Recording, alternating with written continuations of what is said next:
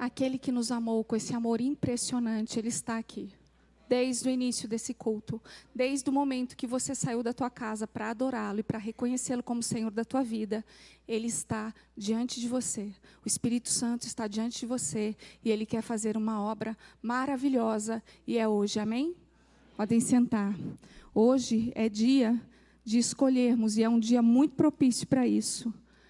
A quem a nossa alma quer se render? Ao senhorio de quem a nossa alma quer se render? Ao senhorio de Cristo ou ao senhorio dos desejos carnais que invadem a nossa alma o tempo inteiro? E nós vamos conversar um pouquinho sobre isso hoje. O pastor Marco, ele nos propôs o desafio de lidar com o tema alma. Vença suas trevas interiores. Estamos lidando com esse tema já há algumas sextas-feiras. Então, dentro desse tema, eu gostaria de propor que nós conversássemos um pouco com a nossa alma.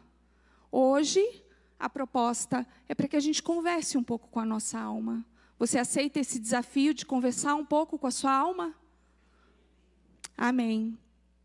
Em algum momento, você já repetiu as palavras do rei Davi? Ou já teve o desejo de repetir as palavras do rei Davi, quando ele diz assim: por que está abatido a minha alma e por que se agitas dentro de mim? Você já conversou com a sua alma dessa forma? De compreender que ela está doída, que ela está dolorida, que ela está ansiosa, que ela está amargurada, e perguntar por que há uma agitação tão grande dentro de você? O rei Davi fez isso, e por isso ele pôde viver tudo aquilo que ele viveu. Ele pôde cumprir os propósitos de Deus, porque ele decidiu conversar com a sua alma e entender aquilo que impedia ele de cumprir propósitos eternos. Vocês compreendem que lidamos com trevas interiores? Isso é claro para vocês? Que é preciso lançar luz sobre aquilo que está dentro da gente? Que é preciso abrir os quartinhos escuros, lançar luz sobre os quartinhos escuros, que é preciso abrir todas as caixinhas do nosso inconsciente para que a gente possa lidar com aquilo que está dentro da gente, num processo efetivo, de dentro para fora, para que a gente possa cumprir os propósitos de Deus. Vocês entendem isso? Amém. Eu posso afirmar que constantemente eu preciso lidar com as trevas que tentam se alojar em minha alma. E para que eu possa lidar com elas, eu preciso compreender as limitações da alma. E é sobre esse tema que nós vamos conversar hoje, esse subtema, né? Que é limitações da alma. Mas vamos retornar um pouquinho, relembrar um pouquinho aquilo que o pastor Marco já trouxe para a gente sobre o que é a alma. Eu gosto muito de uma definição do C.S. Lewis sobre a alma. Ele define a alma assim. Ele diz assim: você não tem uma alma, você é uma alma, você tem um corpo. Isso que ele diz confirma o que Deus Criador disse lá em Gênesis 2:7. Então o Senhor formou o homem do pó da terra e soprou em suas narinas o fôlego da vida. E o homem se tornou um ser vivente. No hebraico, um ser vivente significa alma vivente. Então vem muito de encontro com aquilo que ele falou, com aquilo que ele definiu sobre alma. Você não tem uma alma, você é uma alma e você tem um corpo. A psicologia é a ciência que se ocupa de compreender e lidar com a alma humana. Obviamente, ela é muito limitada para lidar com a complexidade do ser humano. Mas é importante ter o entendimento de como a psicologia descreve a alma humana. Na psicologia, a alma é descrita como a psique humana, onde se concentra razão, emoção e vontade. Então, eu quero que vocês guardem isso. Nós estamos lidando com uma alma onde se concentram razão, emoção e vontade. De uma forma bem didática, a alma pode ser entendida como o elo entre o corpo e o espírito, pois aquilo que afeta a minha alma certamente atingirá e afetará o meu corpo e o meu espírito. As doenças, as trevas interiores, elas começam na nossa alma. Por isso, nós precisamos constantemente conversar com a nossa alma, para entender o que precisamos colocar diante de Deus. A alma, ela tem importância fundamental em nossa luta diária para ser e viver os propósitos do Pai. estabelecidos desde a fundação do mundo e que têm a intenção declarada de nos colocar como co-herdeiros de Cristo nas regiões celestiais. Deus sempre teve essa intenção declarada. Ele deixa claro, desde o início das Escrituras até o final, a intenção de nos fazer co-herdeiros com Cristo Jesus. Sendo assim, a psique ou a alma humana define quem a pessoa é. O eu habita na alma. Quem eu sou habita na alma. E o que acontece com o eu? O eu grita e nos coloca diante de uma guerra. Uma luta diária entre a carne e o espírito. E para vencer essa luta diária, se faz necessário identificar quais são as limitações da minha alma. Porque nós lidamos com muitas limitações na alma. Mas antes de falar especificamente sobre algumas das limitações da alma, nós precisamos compreender onde tudo começou. Eu amo o relato da criação. Certamente é o relato que eu mais amo, é o relato que eu mais leio. Eu sou apaixonada pelo relato da criação, desde que eu me converti. E cada vez que o Espírito Santo me leva ao início de tudo, ele me ensina novas coisas. Por quê? Para eu compreender quem eu sou, o meu eu preciso voltar ao início de tudo. Porque o spoiler está aqui. Está tudo aqui. Deus deixou tudo aqui, muito explicadinho para a gente entender o que aconteceu. Então, tudo começou no Jardim do Éden, um ambiente perfeitamente planejado por Deus, com um homem e uma mulher perfeitos. Vamos, então, recordar o relato da queda do eu, em Gênesis 3, de 1 a 13. Então, depois que Deus diz como é que Ele criou os céus e a terra, como é que Ele criou a humanidade, como é que Ele criou o planeta Terra, como é que Ele criou os animais, como Ele criou tudo, Ele vai dizer como Ele criou o homem e a mulher, e lá no capítulo 3, Ele vai relatar como foi a queda, como é que esse homem e essa mulher perderam o direito de estar no Jardim do Éden. Ora, a serpente era o mais astuto de todos os animais selvagens que o Senhor Deus tinha feito. E ela perguntou à mulher: foi isso mesmo que Deus disse? Não comam de nenhum fruto das árvores do jardim? Respondeu a mulher à serpente: podemos comer do fruto das árvores do jardim. Mas Deus disse: não comam do fruto da árvore que está no meio do jardim, nem toquem nele, do contrário, vocês morrerão. Disse a serpente à mulher: certamente não morrerão. Deus sabe que no dia em que dele comerem, seus olhos se abrirão e vocês, como Deus, serão conhecedores do bem e do mal. Quando a mulher viu que a árvore parecia agradável ao paladar, era atraente aos olhos e, além disso, desejável. Primeira coisa que eu quero que vocês guardem: desejável. Aqui fala sobre desejo. Desejo é uma das limitações da alma. Para dela se obter discernimento, tomou do seu fruto, comeu e o deu ao seu marido, que comeu também. Os olhos dos dois se abriram e perceberam que estavam nus. Então juntaram folhas de figueira para cobrir-se. Aqui aparece uma outra limitação da alma: a vergonha. Eles se deram conta de que estavam nus e se cobriram. Eles sentiram vergonha. Ouvindo o homem e sua mulher os passos do Senhor Deus, que andava pelo jardim quando soprava a brisa do dia, esconderam-se da presença do Senhor Deus entre as árvores do jardim. Mas o Senhor chamou o homem perguntando: onde está você? E ele respondeu: ouvi os teus passos no jardim e fiquei com medo. Aqui está outra limitação da alma: o medo. Porque estava nu, por isso me escondi. E Deus perguntou: quem lhe disse que você estava nu? Você comeu do fruto da árvore da qual lhe proibi comer? Disse o homem: foi a mulher que me deste por companheira, que me deu o fruto da árvore. E eu comi. Aqui aparece uma outra limitação da alma: culpa. O homem começa a culpar a mulher culpa a serpente, e eles não assumem a responsabilidade por aquilo que aconteceu. O Senhor Deus perguntou então à mulher: que foi que você fez? Respondeu a mulher: a serpente me enganou e eu comi. E então o Senhor declarou a serpente, e assim ele continua o relato de como tudo isso se deu. O relato da queda, então, nos coloca diante de 4 importantes limitações da alma: desejo, vergonha, medo e culpa. E nós vamos falar dessas 4 principais limitações da alma. Mas a primeira e mais importante limitação da alma se encontra no campo do desejo. Satanás convenceu Eva de que lhe faltava alguma coisa. Pastor Marco, ele trabalhou bastante a questão da falta na primeira ministração dessa série. Ele aprendeu comigo.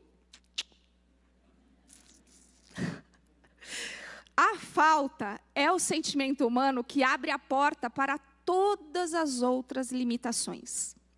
E até que Jesus volte, ou até que morramos, estaremos lidando com essa limitação. A falta. O diabo, a serpente, convenceu Eva de que lhe faltava alguma coisa, de que aquele ambiente perfeito, de que conversar com Deus na viração do dia, de que ter um marido perfeito, cheiroso, maravilhoso, que lavava a louça, que dava presentes, que dizia que era linda, não era suficiente. E ele conseguiu convencê-la de que faltava alguma coisa, e o diabo continua nos convencendo todos os dias que nos falta alguma coisa.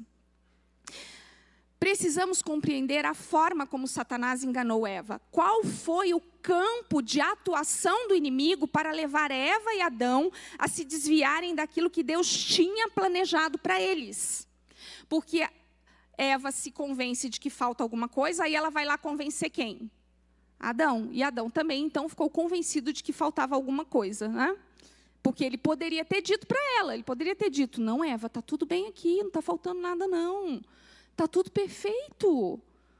Por que nós vamos perguntar pelo menos para Deus, então, se realmente está faltando alguma coisa, antes de ceder a essa proposta da serpente? Vamos perguntar para Deus o que ele pensa disso. Nem esse exercício eles fizeram. Deus visitava-os todos os dias na viração do dia. Provavelmente Eva foi lá conversar com Adão bem no início da manhã ou no fim da noite, porque é o momento em que as trevas atuam. Pode ser muito provável que Eva conversasse com a serpente lá durante a noite. Eles nem perguntaram para Deus se aquilo que eles estavam ouvindo fazia sentido, mas eles se convenceram que faltava alguma coisa. Satanás não tocou o corpo de Eva, muito menos o espírito, mas ele atirou uma flecha certeira na alma de Eva. E ele continua fazendo isso com a gente até hoje. Satanás conseguiu desviar a atenção de Adão e Eva do Criador para a criatura. Vocês percebem a astúcia de Satanás? Ele não quer chamar atenção para ele. Ele quer chamar atenção para nós mesmos. Ele não chamou a atenção de Eva para ele. Ele não disse para Eva assim: olha, eu sou muito melhor que Deus e eu posso fazer muitas coisas por você, eu posso te dar um monte de coisas. Ele não fez isso. Ele fez Eva olhar para ela mesma. Ele atuou na alma, no campo do desejo. Ele desviou a atenção de Eva do Criador para ela mesma. E isso deslocou o desejo da alma humana para o eu. Olha só um exemplo claro desse deslocamento para o eu. Está lá em Gênesis 3,16. Esse discernimento o Espírito Santo me deu hoje, quando eu estava retomando essa palavra. Porque o pastor Marco tinha me dado uma outra data, e aí houve uma mudança. E hoje, quando eu fui retomar o estudo, o Espírito Santo me fez lembrar de um texto que me intriga muito sobre esse relato da queda. E hoje, ele clareou a minha consciência sobre isso. Olha só. Lá em Gênesis 3,16, diz assim, olha: a mulher, ele declarou: multiplicarei grandemente o seu sofrimento na gravidez, com sofrimento você dará à luz filhos. Isso quer dizer que não tinha planejado por Deus que a mulher teria dores para dar à luz filhos. Seu desejo será para o seu marido, e ele a dominará. Quando eu lia esse texto, seu desejo será para o seu marido, eu ficava assim: nossa, mas que esquisito isso aqui, porque o meu desejo não tem que ser para o meu marido?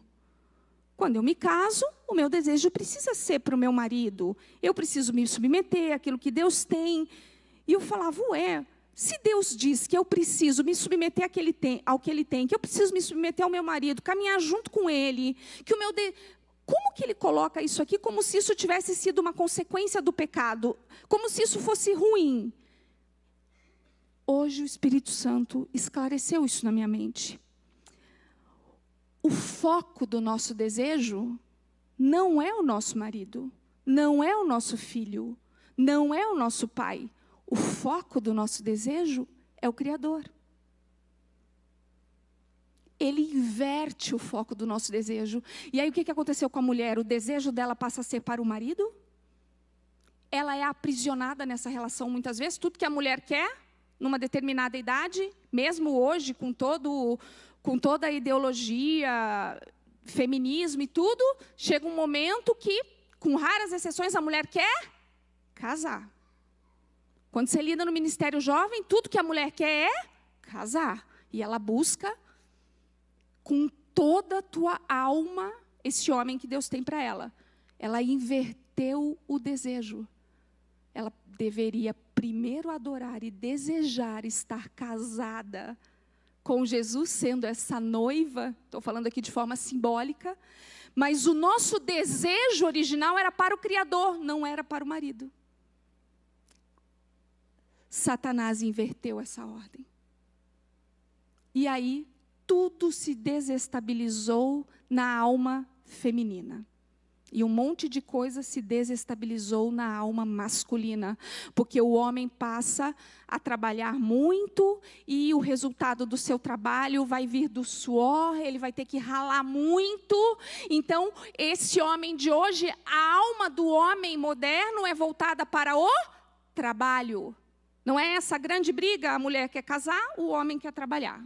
Porque ele precisa ser o provedor e a mulher precisa estar em casa, cuidar dos filhos. Houve uma inversão do desejo humano, que o desejo do homem e da mulher precisaria ser para o Criador em primeiro lugar. E aí as coisas se ordenam. Quando a gente vai orientar um jovem, uma jovem que quer muito casar, a gente diz assim, estabeleça primeiro uma relação de intimidade com Deus Pai.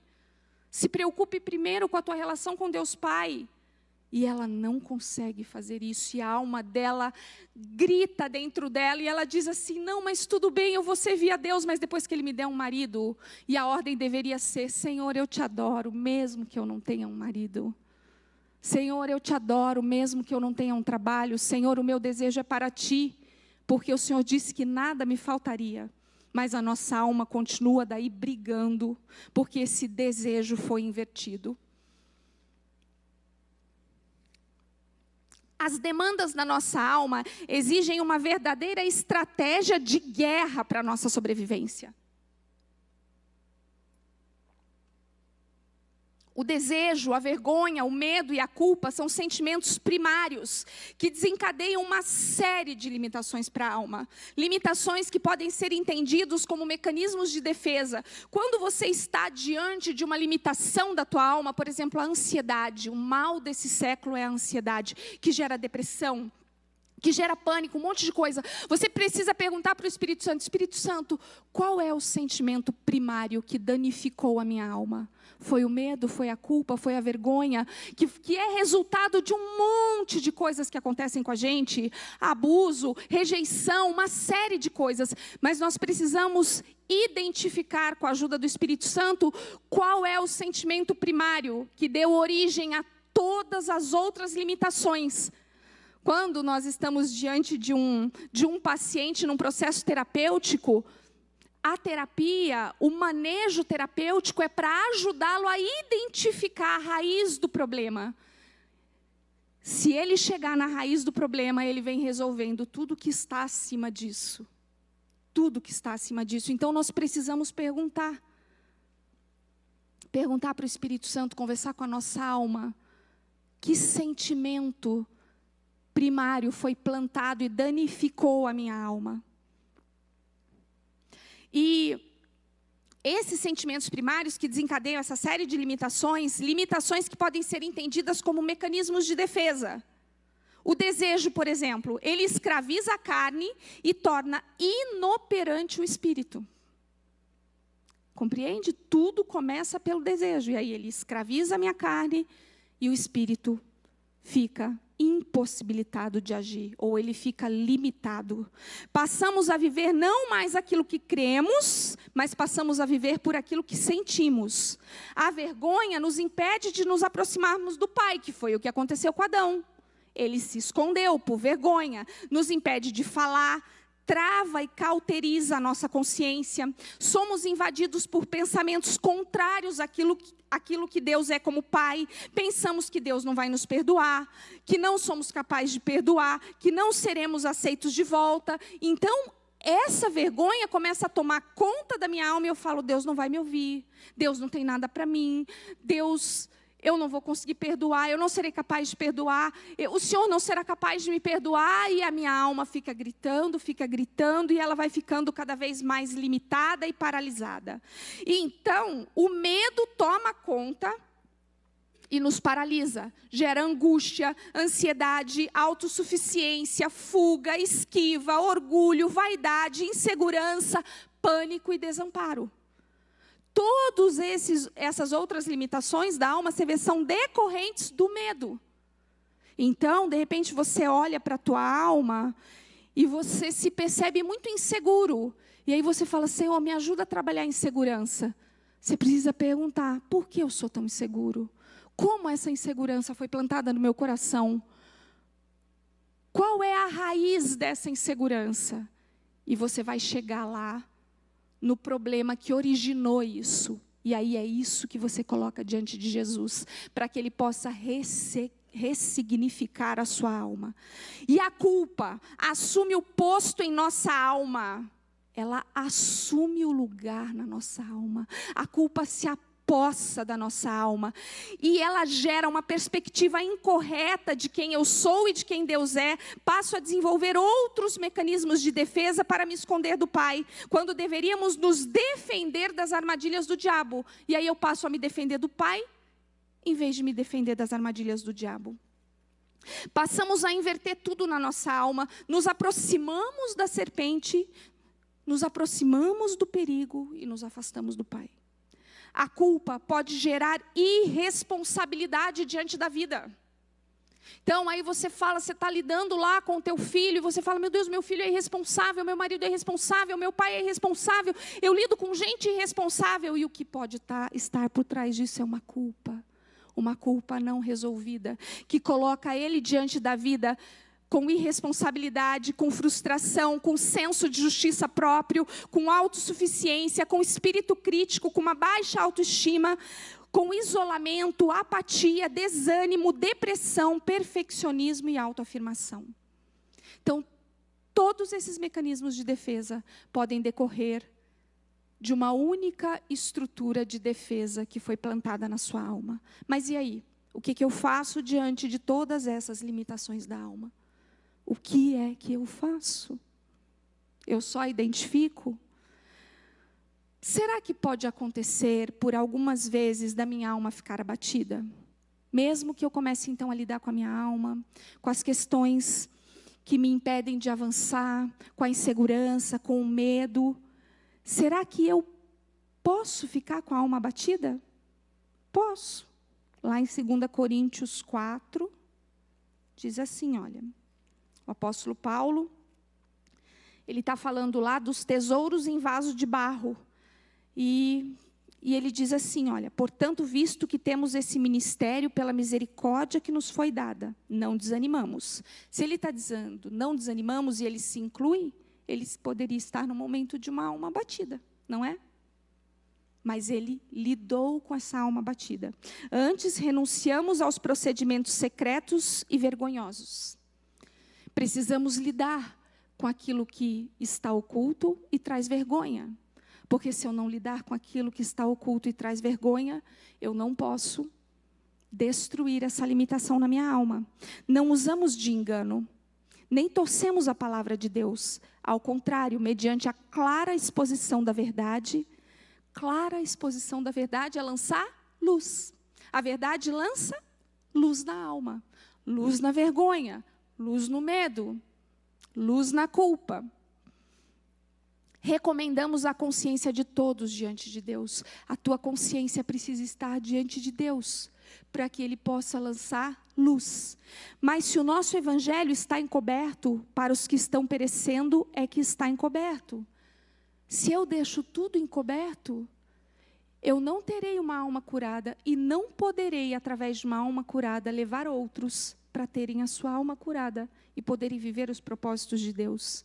Mas se nosso evangelho está encoberto, para os que estão perecendo é que está encoberto. O Deus dessa era cegou o entendimento dos descrentes para que não vejam a luz do evangelho da glória de Cristo, que é a imagem de Deus.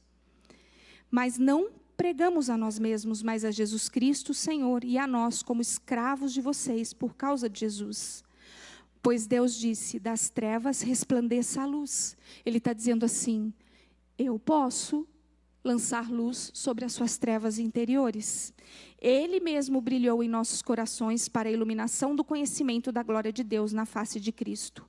Mas temos esse tesouro todo em vasos de barro, para mostrar que esse poder que a tudo excede provém de Deus e não de nós.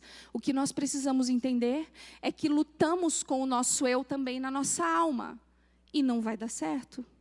A gente até consegue avançar um pouquinho, mas nós não conseguimos avançar permanentemente, porque só quem pode lançar luz e ressignificar a nossa alma é Jesus.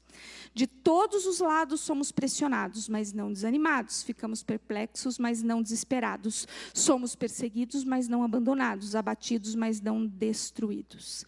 Trazemos sempre em nosso corpo o morrer de Jesus, para que a vida de Jesus também seja revelada em nosso corpo. Então, nós precisamos permitir que Jesus entre nesse corpo, atinja essa alma, lance luz, para que possamos viver uma vida que o agrade e para que possamos resolver, então, todas as limitações da nossa alma. O que acontece quando a minha alma está abatida e eu não entendo isso, eu não saio disso? Se eu permitir, o Espírito Santo, ele comunica com o nosso espírito que não somos derrotados. Então, a nossa alma se enche de fé, de esperança, de alegria, de coragem e de amor. São os frutos do Espírito que ele vai colocar na nossa alma, tirando o medo, a insegurança, a vergonha, a culpa.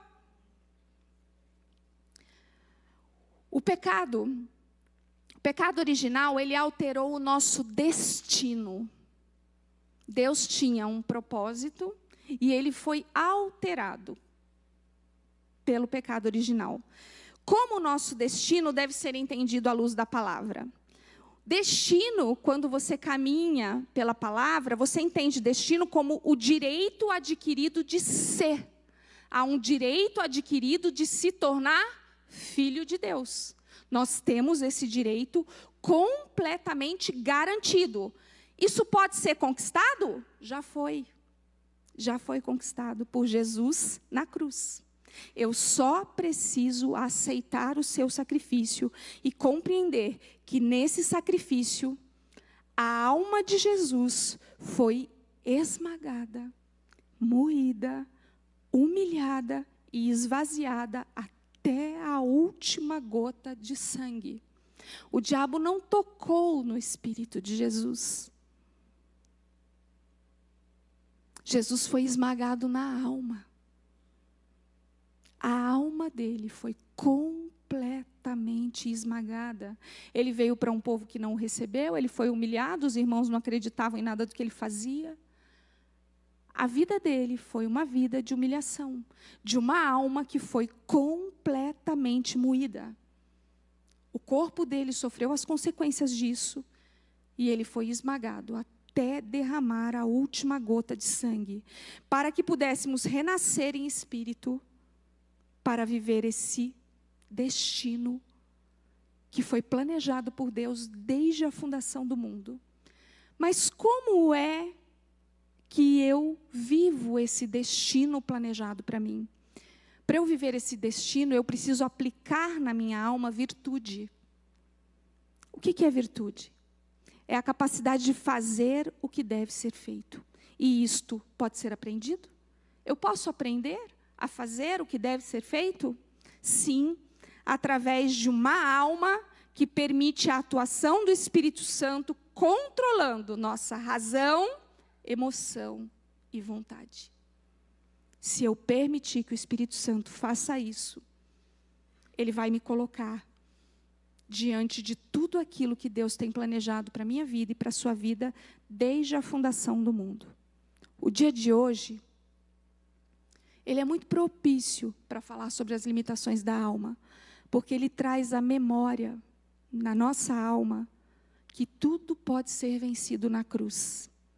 Libertação de verdade, e a gente ouve isso aqui constantemente, ela só se manterá através de uma alma rendida. Quem é o nosso maior inimigo? O eu é o nosso maior inimigo. A alma é o nosso maior inimigo. Porque se o diabo conseguir atingir a nossa alma, como ele fez com Eva desde o princípio, ele danifica todo o resto. E aí sim, passamos a sofrer sobre a influência do maligno, porque permitimos que ele atuasse na nossa alma. Hoje, o Pai nos comunica através da pessoa do Espírito Santo que Jesus venceu a alma. Que Jesus venceu a morte, que Jesus ressuscitou, para que possamos também render a Ele todas as limitações da nossa alma. Como ressignificar a minha alma? Voltando ao início de tudo. Tudo não começou lá no jardim? Tudo começou no jardim. O jardim, lembra da viração do dia? Deus visitava, passeava pelo jardim todas as tardes na viração do dia para conversar com Adão e Eva. E Ele continua fazendo isso hoje através da pessoa do Espírito Santo. Ele continua esperando que nos encontremos com Ele na viração do dia. Ele retirou do jardim Adão e Eva. Ele precisou retirar para protegê-los de uma morte eterna. Porque no jardim estavam plantadas a árvore do conhecimento do bem e do mal e a árvore da vida. Deus os retirou do jardim para protegê-los, mas Ele providenciou uma saída. Hoje, o jardim somos nós somos templo do Espírito Santo. Ele providenciou uma saída, Ele providenciou a cruz. Ele providenciou uma cruz cravada no nosso coração. Quando Jesus diz que se nós quisermos segui-lo, nós precisamos pegar a nossa cruz e segui-lo. Muitas vezes nós não entendemos o que isso quer dizer. É bem difícil de entender e eu vou falar de uma forma bem simbólica. Nós precisamos pegar essa cruz e cravar na nossa alma. Essa cruz vazia precisa ser cravada na nossa alma. Para que essa alma possa se render àquilo que o Espírito Santo quer fazer. Sabe por quê? Porque quando Ele nos coloca diante do jardim de novo, quando Ele nos coloca diante dessa cruz de novo, Ele não só quer ressignificar a nossa alma, como Ele quer estabelecer um reino de justiça. Ele quer nos colocar de novo num caminho que é o caminho eterno. Ele nos coloca de novo diante da eternidade.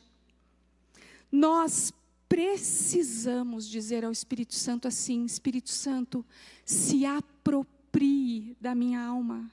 Se aproprie da minha alma, porque eu não dou conta dos meus desejos e vontades. Eu não dou conta dessa luta. É muito mais forte do que eu. Teve uma coisa muito interessante que eu aprendi numa viagem que eu fiz. Eu ouvi muito que o erro faz parte do processo. E eu fiquei um pouco confusa com isso, porque nós não sabemos muito lidar com o erro. E uma das limitações da nossa alma, gerada pelo medo, é o perfeccionismo. E eu falei, erro, pecado. Eu fiquei um pouco confusa sobre isso. E daí um dia também conversando com o Espírito Santo e falando para ele sobre isso, eu falei, Falei assim, Senhor, mas se eu ficar entendendo que o erro me ensina alguma coisa e que eu posso errar, isso não dá margem para que eu cometa um pecado? Aí ele falou assim para mim, não, Márcia, não. Erro e pecado podem ser entendidos de forma diferente. Olha só o que ele trouxe à minha memória. Eu lidei muito tempo com o perfeccionismo. Muito tempo. E o perfeccionismo é uma limitação da alma que a gente se vangloria dele. Ah, eu sou perfeccionista, como se isso fosse uma qualidade. Não é. Não é uma qualidade. E pode nos levar a pecar. E eu lidava muito com isso. Então, olha só. Eu fui uma aluna muito aplicada, porque o meu pai, ele dizia assim, para mim, para minha irmã e para o meu irmão. Vocês não precisam fazer nada além de estudar. E como vocês não precisam fazer nada além de estudar, você precisa, os pais que estão aí de plantão, tirar boas notas, não é isso? Graças a Deus, pela misericórdia de Deus, eu não cometi esse erro com os meus filhos. Eles aprenderam a lidar com uma nota baixa. E eu e o Marco também, né? Tivemos que aprender a lidar com a nota baixa no boletim do filho. E aí o Espírito Santo me lembrou. Quando eu fui fazer a minha segunda faculdade, eu era mais velha numa turma muito jovem. E as jovenzinhas todas competitivas. A minha mente já não era mais a mesma. Quando chegava a semana de prova, aquele ambiente de competição. Ai, quantas você acertou? Ai, que nota você tirou? E eu me percebi de novo naquele ambiente de competição. Eu me percebi de novo querendo ser a aluna 10. E aí o Espírito Santo me lembrou que quando eu pegava a prova que eu tinha feito e eu errava uma ou duas questões, o que eu fazia? A gente, por acaso, retoma nas questões que a gente acertou? Não, aquelas a gente nem lembra, mas a gente retoma as que a gente errou. E aí o que acontecia com a questão que eu tinha errado? Nunca mais eu esquecia. Porque eu voltei nela com raiva. Eu sempre tive dificuldade com prova objetiva. Mando super bem na discursiva, mas na objetiva, sempre que eu tinha dúvida, eu ficava entre a certa e uma errada. Aí ficava com raiva, né? Puxa, eu fiquei entre a certa e a errada e marquei a errada. O que acontecia diante daquele erro? Eu aprendia aquele conteúdo de uma forma que eu não esquecia. Por quê? Porque eu cometi um erro. Foi um pecado? É um pecado errar uma questão numa prova? Não, é um erro que me fez aprender. O pecado seria enganar, mentir, apagar. Aqui eu errei e falar, professor, você corrigiu errado. Entende? Mas quando você lida com o teu erro, você ressignifica a tua alma. E você entende a tua humanidade falha e você fala assim, ai, Senhor, na próxima prova, Espírito Santo, me ajuda a escolher a certa. Me ajuda a escolher a certa. Então, percebe que há uma diferença entre erro e pecado? Só que o problema é que às vezes a gente não sabe lidar nem com o erro e nem com o pecado. E aí uma sequência de erros podem levar a um pecado, porque eu não lido com o erro. Então eu preciso lidar com o erro. Então o erro faz parte do processo? Sim, o erro faz parte do processo, desde que a minha alma aprenda alguma coisa com esse erro. Me preocupa muito quando nos colocamos diante da vida, dos nossos negócios, do nosso trabalho, da nossa igreja, daquilo que fazemos com o espírito acentuado demais de excelência. Porque pode ser que vamos deixar de aprender a corrigir os nossos erros e aceitar que eles fazem parte do processo. A primeira condição para lidar com a limitação da alma é reconhecer que ela é limitada. É reconhecer que eu posso cometer erros no processo, mas aquele que cravou a cruz num ambiente completamente horroroso, onde ele não foi aceito, e quer plantar essa cruz no nosso coração, para que a gente não esqueça que não é por nossa força, que não é por nossa vontade, mas é através de uma alma rendida a Ele. Ele quer comunicar com seu espírito. Ele quer ter a chave do teu coração e da sua alma. Esse é o desejo de Deus para nós. Que a gente crave essa cruz na nossa alma, para que a gente possa então lidar com todas essas limitações. O apelo hoje, ele é muito simples. Nós estamos diante de um dia muito propício para isso. A lembrança da cruz, a lembrança da forma como Jesus permitiu que a sua alma fosse moída. E Ele não cometeu nenhum pecado. Nenhum pecado. Ele não cometeu nenhum erro. E Ele permitiu que a sua alma fosse moída, para que eu e você pudéssemos render a nossa alma a Ele. Hoje é dia de lembrar disso, para lidar com essa limitação da alma. Então, se você entende que você precisa lidar com algumas limitações que estão aí na sua alma, que você precisa permitir cravar essa cruz na sua alma, esse é o apelo. É isso que Jesus diz. É muito simples. Aceite a vida que eu tenho para você. Escolha de quem você quer se tornar escravo. Nós vamos ter que escolher de quem queremos nos tornar escravos. Mas sabe qual é a diferença, a principal diferença de ser escravo de Cristo? É que é a única escravidão que promove liberdade. Esse é o grande paradoxo do Evangelho. É a única escravidão que promove liberdade. Amém?